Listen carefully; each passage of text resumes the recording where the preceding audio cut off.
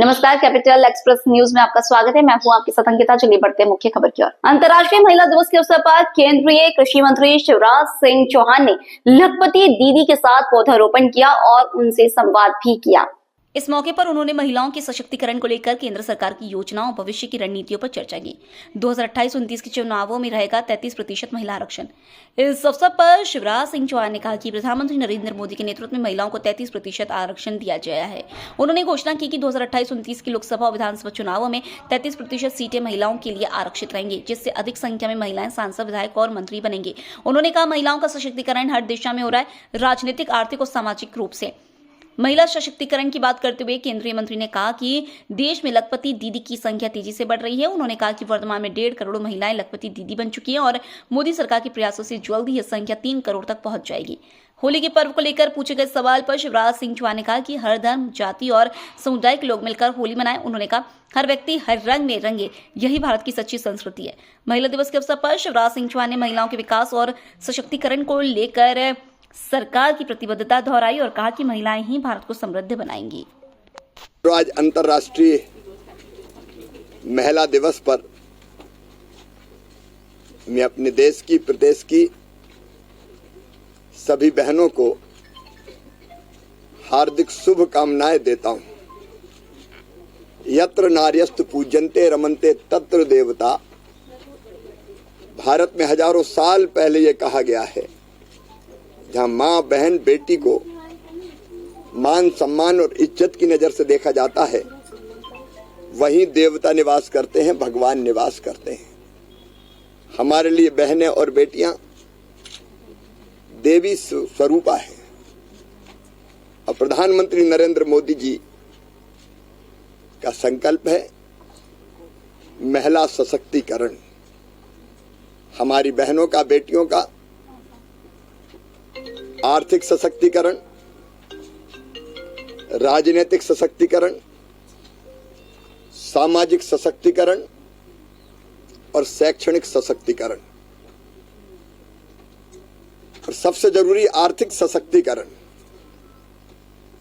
बहनें गरीब क्यों रहे, उनकी आंखों में आंसू क्यों हो, वो मजबूर क्यों रहे, वो भी आर्थिक रूप से सक्षम बने और उनके चेहरे पर मुस्कुराहट रहे। और इसमें भारत सरकार के ग्रामीण विकास विभाग के अंतर्गत आजीविका मिशन एक महत्वपूर्ण भूमिका का निर्वाह कर रहा है। मुझे बताते हुए खुशी है कि आजीविका मिशन से 91 लाख हमारे महिला स्व सहायता समूह पूरे देश में हैं, जिनसे लगभग 11 करोड़ दीदियां, मेरी ये बहनें जुड़ी हुई है। 745 जिलों के 7138 इलाकों में हमारे ये समूह फैले हुए हैं। हमारे क्लस्टर लेवल के भी ऑर्गेनाइजेशन बने जो इन समूहों को संगठित करने का काम करते हैं।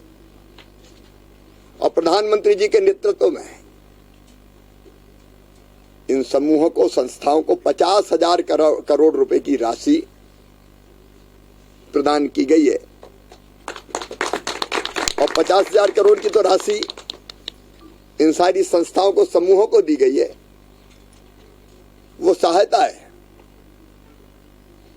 लेकिन 10,14,000 करोड़ रुपया बैंकों से भी सस्ते ब्याज की दरों पर दिलाए गए हैं। अब आप कल्पना करते, 10,14,000 करोड़ रुपया बहनों के हाथ में आया, उससे हमारी इन बहनों ने कई काम प्रारंभ किए। आज जो मेरी दीदियां खड़ी हैं, लखपति दीदी हैं, कोई बैंक सखी है, कोई कृषि सखी है, कोई टैक्स सखी है, कोई पशु सखी है, कोई अलग अलग उद्यम में, काम धंधों में लगी हुई है। हजारों प्रकार के काम हमारी ये बहनें कर रही है। और संकल्प है अभी 1.25 करोड़ से ज्यादा लखपति दीदी बनी है। प्रधानमंत्री जी ने कहा है 3 करोड़ लखपति दीदी, और इसमें हम 4 साल नहीं लगाएंगे। बहुत जल्दी ये लक्ष्य हासिल हम कर लेंगे कि 3 करोड़ दीदियां लखपति दीदी होंगी। लेकिन यहां रुकेंगे नहीं। हर बहन और हर बेटी को जब भी आजीविका मिशन के बाहर हम समूहों से जोड़ेंगे। मोदी है तो मुमकिन है, बहनें गरीब नहीं रहेगी, वो काम धंधा करेगी, आगे बढ़ेगी और भारत को, अपने गांव को आगे बढ़ाएगी। आज ये बहनें न केवल आर्थिक रूप से सशक्त हुई हैं, समाज में इनका मान सम्मान और इज्जत बढ़ी है, इनका सामाजिक सशक्तिकरण हुआ है। बेटी बचाओ बेटी पढ़ाओ जैसे अभियानों से शैक्षणिक सशक्तिकरण भी हो रहा है। और प्रधानमंत्री जी को धन्यवाद। अब अगले लोकसभा विधानसभा के चुनाव में 33% सीटों पर ये बहनें ही लड़ेंगी चुनाव। ये सांसद बनेंगी, विधायक बनेंगी, मंत्री बनेंगी। और बहनों की और बेटियों की तकदीर भी बदलेंगी, अपनी जिंदगी भी बदलेंगी और अपने देश को विकसित भारत के रूप में, विकसित भारत बनाने में इनका बहुत महत्वपूर्ण योगदान होगा। अपनी सभी प्रिय दीदियों को, जिनके साथ मिलकर मैं बहुत प्रसन्न हूँ, बहुत बहुत बधाई, बहुत बहुत शुभकामनाएं। 10 मार्च से शुरू होने वाले मध्य प्रदेश विधानसभा के बजट सत्र को लेकर विधानसभा सचिवालय ने पूरी तैयारी कर ली है। राज्यपाल के अभिभाषण से सत्र का शुभारंभ होगा। 10 मार्च से शुरू होने वाले मध्य प्रदेश विधानसभा के बजट सत्र को लेकर विधानसभा सचिवालय ने पूरी तैयारी कर ली है। राज्यपाल के अभिभाषण से सत्र का शुभारंभ होगा। 12 मार्च को सदन में मोहन यादव सरकार द्वारा मध्य प्रदेश का दूसरा बजट पेश किया जाना है। सत्र को लेकर अब तक 2939 प्रश्न सचिवालय को प्राप्त हुए हैं, जिसमें 1785 प्रश्न ऑनलाइन और 1154 प्रश्न ऑफलाइन प्राप्त हुए हैं। 1154 प्रश्न ऑफलाइन प्राप्त हुए हैं। इसके अलावा स्थगन का एक शून्यकाल की 5 अशासकीय संकल्प की 13 सूचनाएं प्राप्त हुई हैं। 15 दिवसीय सत्र में 9 बैठकें होनी है। विधानसभा के प्रमुख सचिव AP सिंह के अनुसार मध्य प्रदेश विधानसभा को पेपरलेस करने की कवायद जारी है। उम्मीद जताई जा रही है कि अगले सत्र तक ई विधानसभा को लेकर तैयारी पूरी कर ली जाएगी। हाईटेक विधानसभा को लेकर विधायकों के प्रशिक्षण कार्यक्रम भी जारी हैं। अभी तक ऑनलाइन और ऑफलाइन प्रश्न प्राप्त हो रहे हैं। ई विधानसभा होने के बाद प्रश्न और उनके उत्तर ऑनलाइन हो जाएंगे। देखिए, ये महत्वपूर्ण बजट सत्र है और विधानसभा सचिवालय पूरी तरह से तैयार है। माननीय सदस्यों से भी सतत सूचनाएं आ रही हैं। प्रश्नों का जैसे आपने बताया कि 2939 करीब प्रश्न अभी आ चुके हैं। ध्यानाकर्षण सतत रूप से अभी 2 दिन पहले शुरू हुए हैं, तो वो सूचनाएं आ रही हैं और अशासकीय संकल्प हैं। अन्य सूचनाओं भी अब सतत रूप से जैसे सदन चलेगा, सदस्यों का अधिकार है, वो देते रहेंगे। तो ज़्यादा से ज़्यादा सूचनाएं भी आ रही हैं। हम शासन से उन पर जानकारियाँ भी मंगा रहे हैं और अन्य जो हमारी सुरक्षा आदि की वो हमने समीक्षा की है, उन सब के लिए भी तैयारियाँ हुई हैं। और पहला जो शुरुआत होती है बजट सत्र में, चूँकि ये वर्ष का प्रथम सत्र है, तो महामहिम राज्यपाल महोदय का इसमें अभिभाषण होगा, उससे इसकी शुरुआत होगी। और चूँकि बजट सत्र जैसे मैंने कहा, तो फिर नियत समय पर बजट भी प्रस्तुत किया जाएगा और उस पर फिर विस्तार से चर्चा होगी, विभागवार चर्चा भी होगी, अभिभाषण के कृतज्ञता ज्ञापन पर भी चर्चा होगी, मुख्यमंत्री जी का भी जवाब आएगा और सभी विभागों के मंत्रीगण का और वित्त मंत्री जी का तो आएगा ही आएगा। तो इस तरह से बहुत महत्वपूर्ण सत्र है और माननीय सदस्य जनहित के विषय प्रभावी ढंग से उठाएंगे। 15 दिवसीय सत्र में 9 बैठकें रहेंगी और पेपरलेस विधानसभा सत्र करने की बात थी विधानसभा को, उसमें कहाँ तक पहुँचे हैं, क्या प्रोग्रेस? उसके लिए बहुत तीव्रता से कार्रवाई जारी है माननीय अध्यक्ष जी के निर्देशन में।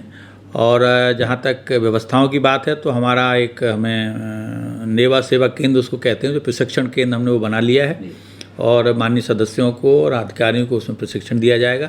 साथ ही साथ सदन में जो व्यवस्थाएं की जानी है, उसके लिए NIC और हमारे यहाँ की PWD दोनों को मिलकर काम करना है।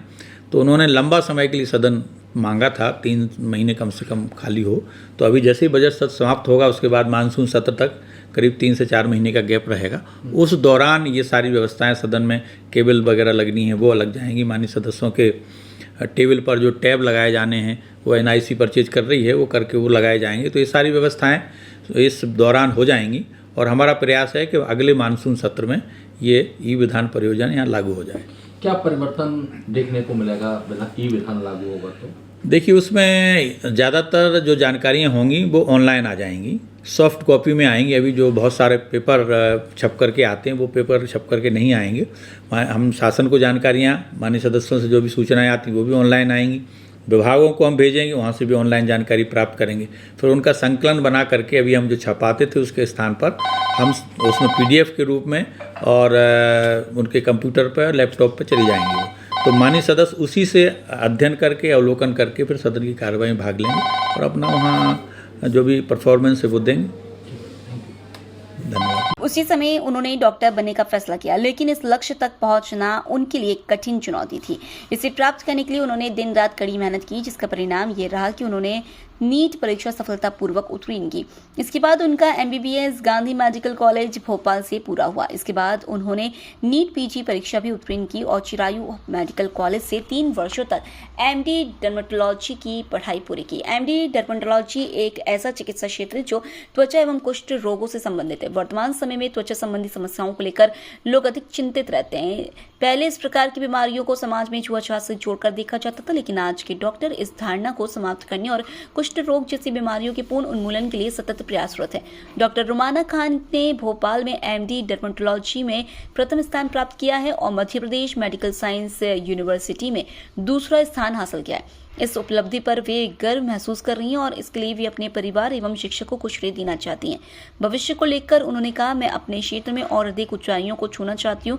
मेरा मानना है कि मेहनत का फल हमेशा अच्छा ही मिलता है।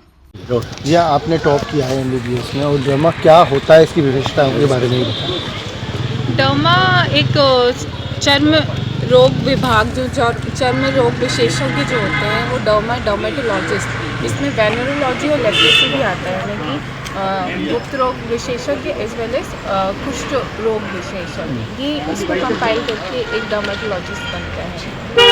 आपने टॉप किया है, कैसा लग रहा है टॉप करने के बाद? बहुत खुशी हो रही है, बहुत अच्छा लग रहा है। मतलब जो मैंने सोचा नहीं था जब मैं स्टडीज़ कर रही थी कि मेरे इतना अच्छा स्कोर रहेगा और मैं सच में इतना अच्छा परफॉर्म कर पाऊँगी। बट यहाँ एक रिज़ल्ट जब आया तो इट वाज वर्थ इट, कि लगा कि हाँ आई कैन डू। पारिवारिक आपका कैसा सपोर्ट रहा है इस सबको लेकर, और आपकी स्टडी को आपका गोल क्या था?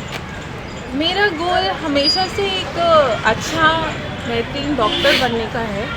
जो भी मेरी ये स्पेशलिटी है उस पर मेरे को अपना स्किल, हार्ड वर्क, अपना जो आगे बढ़ना है, अपने लोगों तक पहुंचना है, अपने सब लोगों की हेल्प करनी है, और जो सही दिशा में जिनको चर्म रोग के बारे में नहीं पता है उनको सही से गाइड करना है। कि बहुत लोग हैं जो इंडिया में समाज में जो शायद कुछ शर्म है या कुछ उन्हें पता भी नहीं होता है कि ये कौन से डॉक्टर के पास जाना है। तो ये वाली चीज़ें जो है वो चर्म रोग की जो स्किन के ऊपर, यानी कि हमारी चमड़ी की त्वचा के ऊपर जो डिजीज़ेज होती हैं वो हर तरह की हो सकती है, छोटी से लेके बड़ी तक।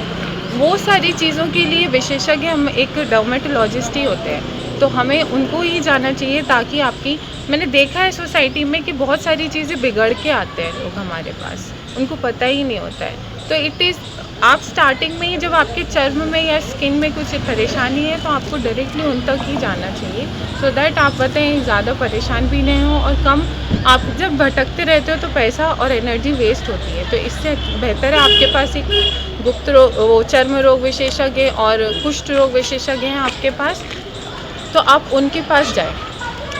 कौन सी चुनौतियाँ हैं इस फील्ड में आपको लगता है फील्ड में?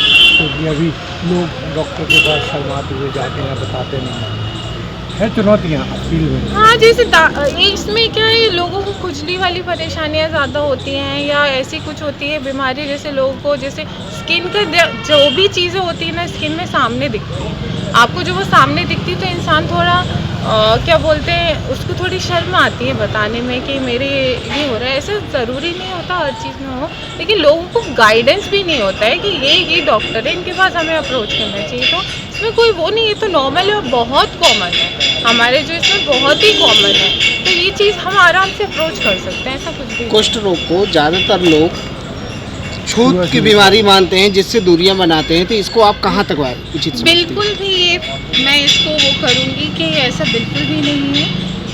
मतलब चर्म रोग एक ऐसी चीज़ है जिसमें हज़ारों तरह की बीमारियाँ आती हैं, हज़ारों तरह की, तो इसमें ये ऐसा कुछ नहीं है कि छूत की बीमारी है समथिंग, ऐसा तो बिल्कुल भी नहीं है। आपका